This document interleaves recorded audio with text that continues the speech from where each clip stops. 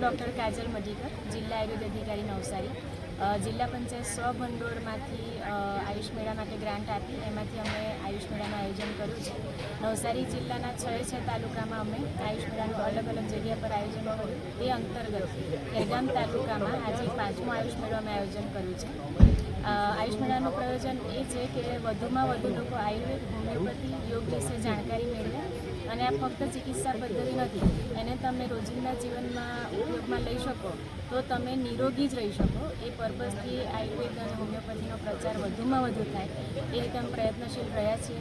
સરકારશ્રી દ્વારા પણ ખૂબ પ્રયત્ન કરવામાં આવે છે કે આપણી જે ચિકિત્સા પદ્ધતિ છે, આપણી પોતાની, એને લોકો વધુમાં વધુ અપનાવે. અને અત્યારે જે સાંપ્રત સમયમાં ડાયાબિટીસ છે, મેદસ્વીતા છે, આ બધા જે રોગો છે એનાથી બચવા પ્રિવેન્શન લેવું જરૂરી છે. તો એ આયુર્વેદમાં જ બતાવવામાં આવેલું છે કે એને દિનચર્યા, ઋતુચર્યા વગેરેને તમે અનુસરો તો તમે હંમેશા સ્વસ્થ રહી શકો. અને જો તમને તકલીફ હોય તો આયુર્વેદ અને હોમિયોપેથી નિદાન સારવાર લઈ અને તમે નિરોગી રહી શકો.